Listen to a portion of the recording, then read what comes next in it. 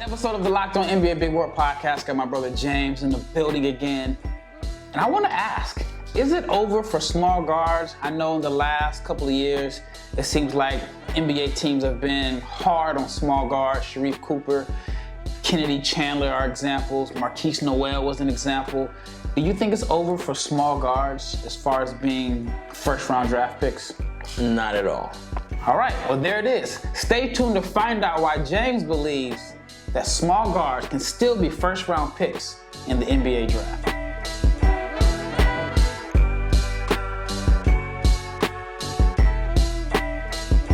Big shout out to each and every person that has made the Locked On NBA Big Board podcast your first listen of the day. I'm your host, Rafael Barlowe, the director of scouting for NBA Big Board. Got my brother James right here with me.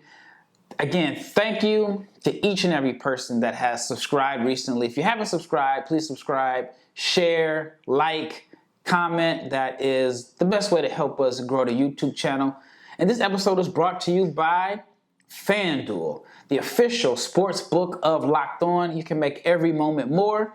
Right now, if you are a new customer, all you have to do is bet $5, and you can get $200 in bonus bets. Guaranteed. Visit fanduel.com/lockedon to get started. All right.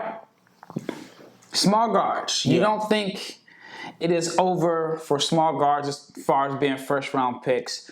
You look at Sharife Cooper, who had a freshman year at Auburn, even though he only played half the season. Okay. Got busy, averaged like 8 assists per game. 20 points, 8 assists. 20 points, 8 assists.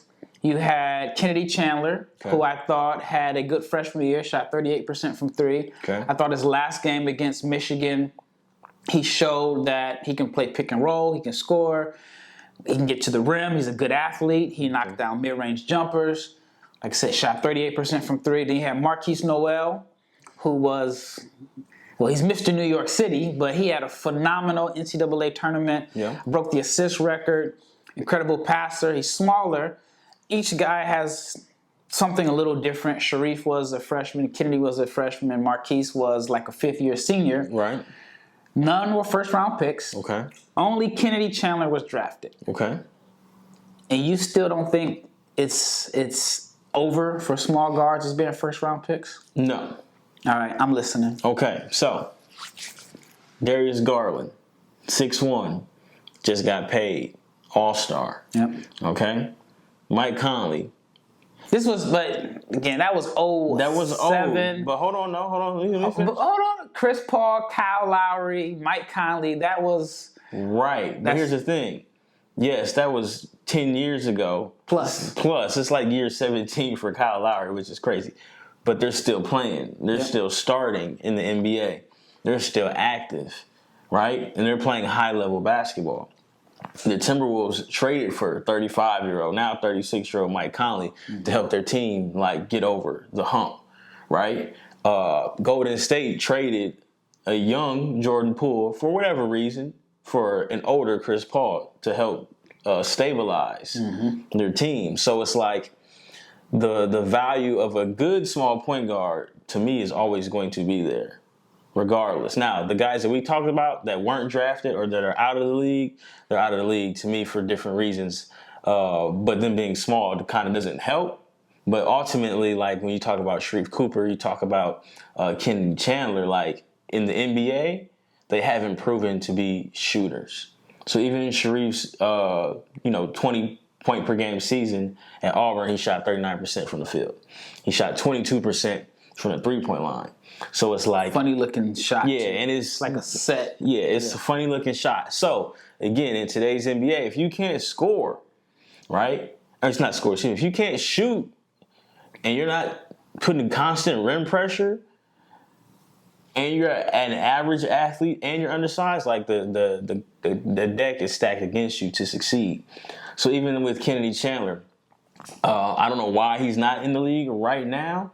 But he didn't shoot the ball well his year in Memphis. But that's a small It's a very small sample size. But again, you have to make do with you're not going to necessarily get the volume that you got in college because you're not the man anymore. So you got to prove in this 8-minute stretch or this 10-minute stretch that I can play and make shots. Now, yes, the sample size is small, but Ja Morant missed time. last year, and they went with Tyus Jones, who was more effective, right? But even in the summer league, when he played for the Nets, he hasn't shot. He was effective. He affected the game, but he didn't shoot particularly well. And I don't think it's over for him as a NBA player. He's just got to find his jump shot. He's got to find what it took for him to get to where he is right now. So do you think we'll see a 6 foot and under guard be drafted in the first round? Yes, I think a 6'1", 6 foot and under guard will be drafted in the first round this year. This year? This year, yes. All right, before we get into that, Fred Van Vleet. Okay. Just signed for $130. Yes. Shout out to Fred Van Vleet. Was undrafted. Okay. Why didn't he get drafted? Do you think they held his size against him? I think they held his size against him. I also think they held his age against him as well, too, because he was a 4-year guy. And I think that his game just fits the NBA better. So, like, when he got to the league and it was that spacing, like, you could see him get loose. You saw he had some one-on-one ability. You saw his shot-creating ability. He wasn't just a pass-first, point guard, stabilize the team kind of guy. Like, he had some stuff. And in that summer league with the Raptors, that first one, he was like, okay, Fred got it. Like, he can really, like, So you score. saw it right away? Yeah, I saw it. Yeah. Now, did I see $100 million contract? No, I'm not going to lie. He might be up to, like, over 2 for his career. Right, but I saw something in him that summer that I didn't see at Wichita State, and I was like, okay, he's got it. He's a pick-and-roll point guard. And, college basketball with the spacing is totally different than the NBA. And spacing is everything when you're 6 foot and you're not finishing over the rim. So what does Fred have that Sharife, Kennedy Chandler, Markuis, Nowell do not have that has allowed him to not only stick, but play a big role?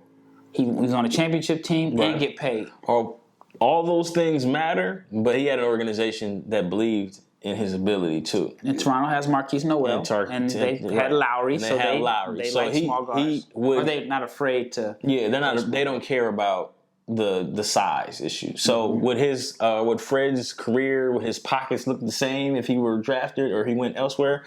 I don't know, but it doesn't matter now. So Fred, he came into the league, he was playing tenacious defense, right? So again, what sticks out to me is his defense on Steph Curry that year they went to the finals. Like, he was locked in, and he shot like trash. He said it on the podcast. He couldn't shoot to save his life until he had his son, I forget, was at the third round, or maybe that was the finals. But he didn't miss after that. Yeah, he didn't miss after that. But again, making shots, right? So after that year, he turned himself into a 40% three-point shooter, high 30s. Like, he just started, like, being inefficient from three within the last 2 years, but he's already solidified himself as a starting point guard in the NBA. So to me, you're undersized, you got to make that defense respect your three ball. All right, if they're going underneath the screen because they don't respect that you can shoot, good luck. All right, when we return, we're going to talk about 2 small guards that James believes could possibly be drafted this year. And maybe even one could be a first-round pick. Stay tuned to figure out or find out which small guards could possibly be drafted in 2024. All right, before we talk about the small guards, let's talk about FanDuel. You know, FanDuel is America's #1 sports book. And if you are a new customer, all you have to do is place a $5 bet. You can get $200 in bonus bets. Win or lose, I know you're a big FanDuel guy. Man, I got the apps up right now. Tell me about your success on FanDuel. Man, it's the success. It's the thrill of chasing. Like, okay, is this guy gonna hit? It's the good stress of following box scores, watching guys. Maybe you don't watch all the time. It's a lot of fun, man. I also think for like a podcaster, FanDuel, because you're paying so much attention to FanDuel, your knowledge of the players and the game and statistics helps. So right now, if you are a new customer and you want to win $200, all you have to do is place a $5 bonus bet. And again, $200 in bonus bets, win or lose. If you've been thinking about joining FanDuel, there's not a better time to get in on the action. The app is easy to use. There's a wide range of betting options from spreads, player props, Overs, unders. What's your favorite?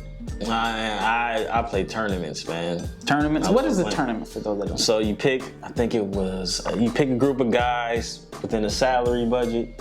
Got to make it work based on lineups, matchups, usage. You get lucky, you might get an overtime. Things that, it's the highest score wins. And you want to pick somebody, you want to sleep, or somebody's sleeping on, that's low on, that's going to put you over the top. Hey, if you want to get in on the action, visit fanduel.com/lockedon. You can kick off the NBA season, which is coming up. The NFL season is in full swing. FanDuel, the official sportsbook partner of Locked On and the NFL. All right, once again, thank each and every person for making the Locked On NBA Big Board podcast your first listen of the day. When we left off in the last segment, we talked about, or I mentioned, James believes there's a couple small guards who could possibly be drafted in 2024. All right, I want to talk about Elliot Cadeau first. Okay. Elliot Cadeau is an interesting prospect. He's small. I think he has what it takes because he can score.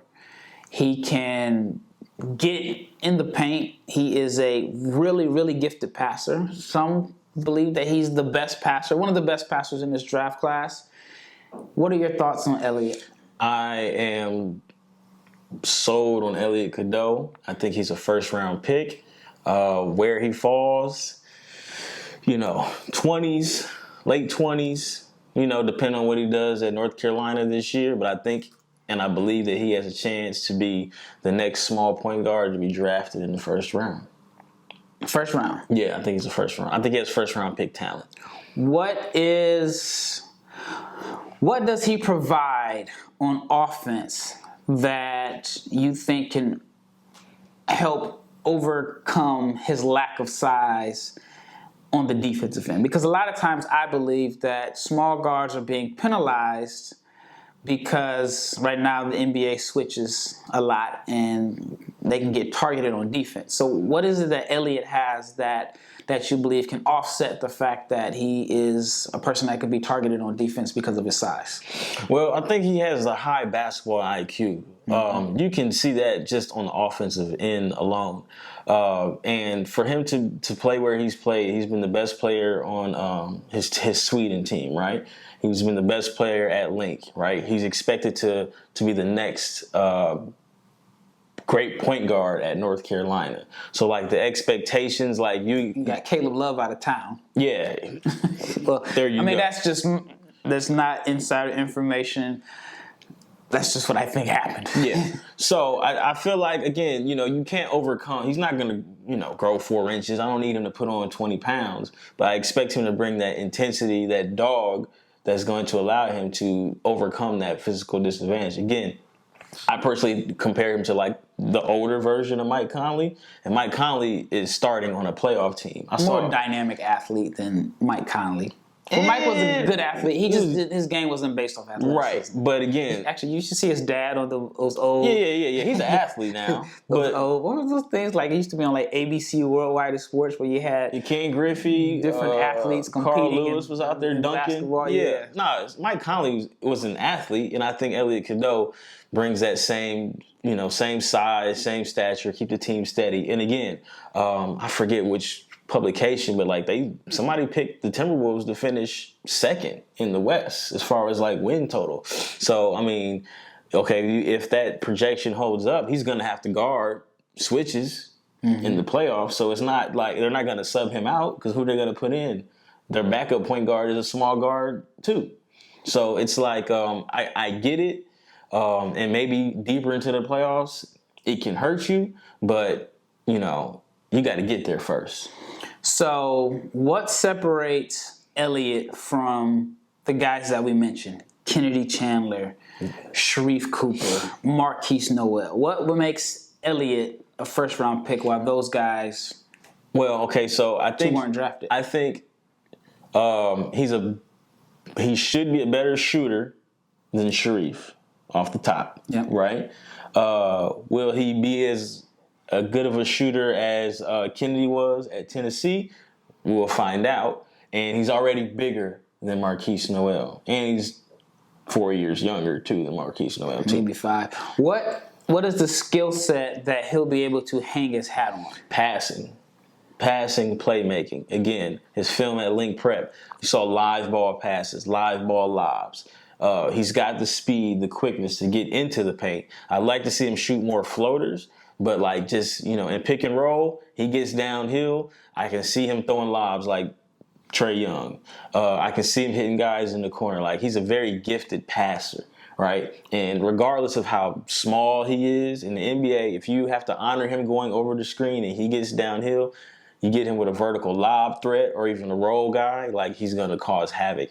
And that's what you would want from somebody his size. Will he be a better college player, okay, than Sharife Cooper? I think so, because, for one, he'll be in a better system at North Carolina in a sense where they won't ask him to do everything like they asked Sharife Cooper to do. Mm-hmm. So, like, when Sharife was at Auburn, it was clearly the Sharife Cooper show, and he came in second half of the season. Yeah, and it was his show. Yeah, and I don't expect that from Elliot Cadeau at North Carolina. All right, they'll expect him to win because it's North Carolina, but I just feel like it'd be a better fit for him to showcase his abilities and what's going to get him to the next level. I hear my thoughts on Elliot Cadeau. These are just my notes that I took when I watched this film, and I've had a chance to watch him play a couple times. I saw him at Basketball Without Borders in February, at NBA All-Star Weekend in Salt Lake, and then he played on the EYBL this summer, and I saw when they came to Dallas. I put in my notes, lightning quick, great burst, really good athlete, whips live, dribble passes, deep range, may not be a consistent shooter from deep, but I like the mindset of let me work on this shot from far out to where the defense has to respect me past the three-point line, which opens the floor, makes it even bigger, and then, with his speed and space, he's dangerous. I put that he's a crafty and creative scorer, passes ahead in transition. A lot of people don't think that's a big deal, but there are a lot of guards, or even high school kids, that do not pass the ball ahead in transition. I'm like, did you guys play 3-on-2, 2-on-1? Right. But I put that he is good at finding vertical lob threats. He makes quick decisions, just excellent feel as a passer, transition playmaker, which means in transition he can make plays for himself or make plays for others. Dynamic in the open floor, pressures the rim off dribble penetration is, in my opinion, the best, if not the best, but at least one of the best space creators off the dribble, which means he's got the handle, the creativity, the footwork to create an open look. Despite the fact that he's small, he knows how to create space, get a shot off, doesn't need a screen to get by defenders. He can blow by, his man, whether it's a guard, which makes him even more dangerous. You put him in a pick and roll situation with spacing. I mean, that big has no chance. He shot 62% at the rim in the EYBL. That's great. That's great for a small guard. Good decision maker, like I mentioned. Had a 2.68 assist to turnover ratio, which is good because there are a lot of guys that are good passers and they hunt assists in a sense. And so they force some. Like, I think Sharife averaged 4 turnovers a game his freshman year, something like that. Yeah. He's an excellent free throw shooter, and he is good at just changing speeds. He's not a guy that is super fast and it's just one speed. Right. He knows how to switch up the pace, change speeds. My concerns are obviously lack of ideal size. I think he needs to become more efficient in making pull-up jumpers and floaters. Yeah. And I put that he would need to be a deadly outside shooter to make up for his size. Yes. What is your biggest concern about Elliot Cadeau right now? Right now, again, I see that he has it. I didn't see him use it enough, but I would like to see him shoot more floaters. Right? So, again, if he's going to fulfill the old Mike Conley prophecy, right, I'm going to need more of that in-between. That's the second week in a row you use prophecy. Get used to it, man. That's what I like to do, be prophetic with the basketball takes, and I'm not even serious. But I need to see more floaters from him because, again, you're undersized. You're not banging on people like Ja Morant. You're going to have to get that in-between, that floater. And, again, with him being such a great passer, copy the Trae Young mode where my floater looks like a lob. Yep. So you keep that big backing up, keep him guessing. Because if he comes up, you can throw it over the top of his head. If he's backing up, it's a floater.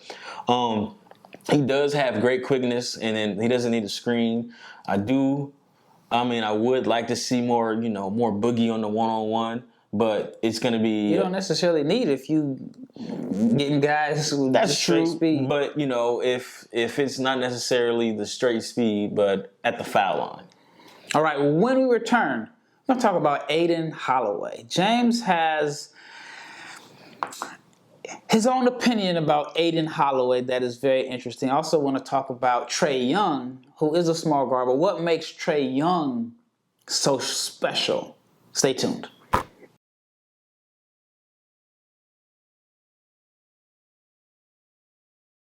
All right, last segment, Aden Holloway. Okay. There are some that believe that he is one of, if not the best shooter All right. in the country, but he's a knockdown shooter.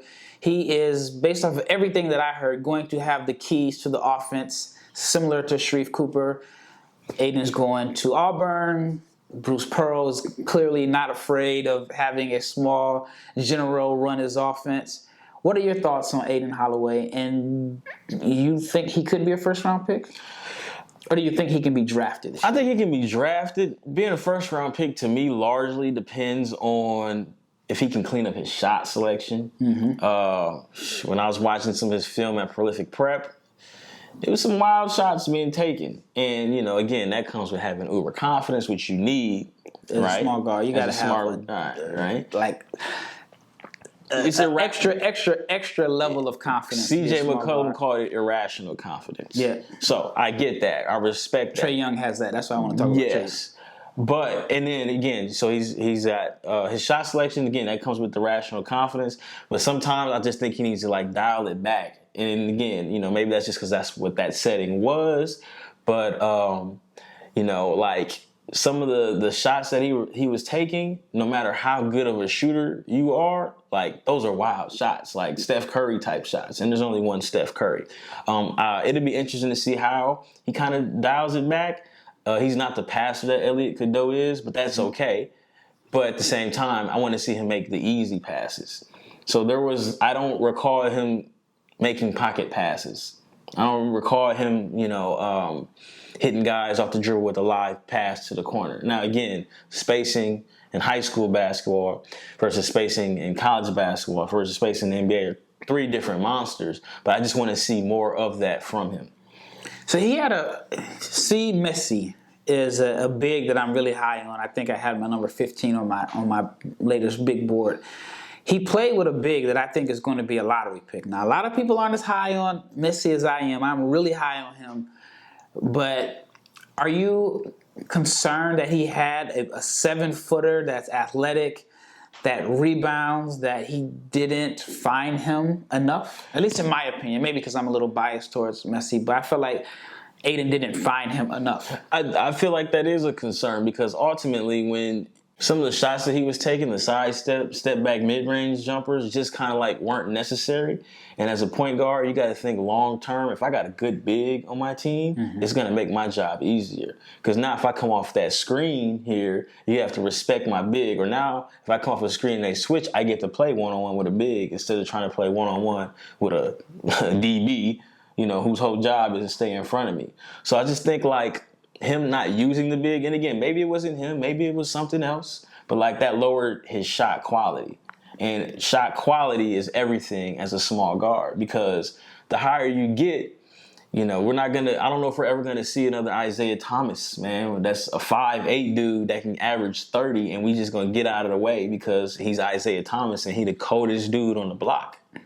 Yeah, man. Just watching his film at the Rico run, I'm like, he still got it, and he's not. Cold.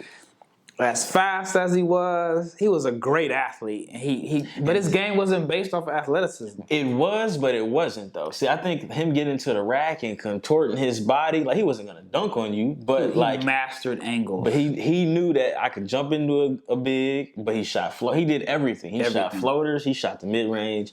It's like I think small guards need to take what they can from Isaiah Thomas. Take everything. I was up at 6 o'clock in the morning, maybe like a week or two ago, watching his film because I think I must have saw something I think I saw it on Twitter that he was playing at the Rico runs.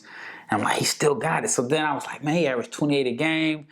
And then I saw like he can still get you 12 right now. It's just the defense end is kind of what's I think people are afraid of with him, and he's not as efficient as he used to be just because I think he lost a step. But like when he was playing in Charlotte, man, he's gonna get you 12 off the bench. Yeah, no, he could score, but the way his angles and the way that he was finishing in traffic, he knew how to cut the defender off. He had just weird like one leg shots. I was up just studying how he got to the rim. All right, so for Holloway, what do you feel like he needs to clean up or show NBA scouts and teams this year what do you think he needs to show that would help him be drafted and even a first round pick?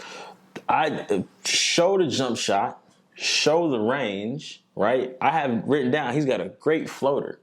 You know what I'm saying? Show all those things, but sexy it up. Don't feel like you have to put a cape on your back to win games. You know what I'm saying? So do you think that's why he went to Auburn to get loose? That's a good question. I don't know. Because if I'm a small guard, I want to get loose. I'm looking at Auburn. Like, Bruce Pearl's not afraid to play small guard. Right. I saw the freedom Sharife had. Right. I even saw the freedom that they gave Sharife when he missed the first half of the season. And so I'm like, you give me a whole season. Right. And Jared Harper, who's another small guard, played extremely well for them. I get it. You should want freedom. At this point, you should kind of like be who you are, because who you are is why you're a 5-star recruit. It's just why, we're talking about you right now. However, clean up your shot selection, right? Understand that because Bruce Pearl is going to let you get loose, you don't got to take the first shot that you think you're open. You know what I'm saying? Just keep the defense honest. And if he does all that with his shooting ability, his shooting talent, I think he gives himself a chance. Because, like, he's got a burner, man. Like, there's no question about it. As far as, like, just dialing it back, so I watched what he did at Prolific Prep, but also what he did on Team CP3 with my man Rob Dillingham, the Sauce King. Like, he dialed it back because he had to play off of another good guard, another ball handler. So if he could go either way. He could legit shoot 38% from three, or he could shoot like 26% from three. It just depends on his shot selection to me, not his ability. So we talked about irrational confidence. We talked about Trae Young. Mm-hmm. Do you think Holloway can be a poor man's Trae Young as a small guard that can shoot? No, I don't think he's Trae Young. I think Trey Burke. Trey Burke, small guard, definitely looking to get his shot off, definitely looking to score. Trey Burke, I'm not saying that Aden Holloway. He was a seventh pick, yeah, right? He was a top 10 pick. But ultimately, his role in the NBA became microwave scorer. Off the bench, and he had some good runs with Dallas. He was like torn between like too good for the G League. Yeah, gotta find an NBA team that will give him the freedom to play the way he plays in a limited role off the bench. He was stuck in between, but he was out the league for a second, right, as a lottery pick, right. But ultimately, if Trey Burke was that much more of a point guard, playmaker, would he have played longer? Possibly. So I don't want to say Trey. I'm not going to compare anybody to Trae Young. That dude is unreal, right? But can Aden Holloway use the formula that Trae Young used at Oklahoma, which was, no, I'm not going to go to these blue bloods, but I'm going to go somewhere they're going to let me get loose and play my game, right? But Trae Young's game wasn't just shooting 28 footers. Like he led the nation in assists too. He was Like 29 and 10, something crazy like that. Like, but he knew how to draw fouls. But he was a great passer. My scouting report on him coming in to the NBA was, no, he's not. That Steph Curry complexion comparison was wild, but he's a great passer, and he's still a great passer to this day. So I don't think that's fair to compare Aden Holloway to him, but use this situation to show who you are. I'm a scoring point guard. Be a scoring point guard. Don't be Ricky Rubio. Be a scoring point guard. Just be efficient. Speaking of Ricky Rubio, that is a perfect segue. In our next episode, James and I, we're going to talk about the top Spanish prospects for the 2024 NBA Draft. If you missed out on the French ones, we did 2 episodes. We talked about 6 different French prospects. Next, we're going to talk about the guy from Spain. Spain doesn't, in my opinion, have the same depth in NBA talent as France, but they've been kicking France's butt in international competition. But we're going to talk about some of the players that we think can be in the 2024 NBA Draft from Spain. Once again, it's Rafael Barlowe with my brother James, and James believes that there are 2 guys, small guards, that can be drafted in 2024. He does not think that their size should be held against them. Again, stay tuned for our next episode where we talk about Juan Nunez, Ademara, Ethan Almanta, and Baba Miller. We out.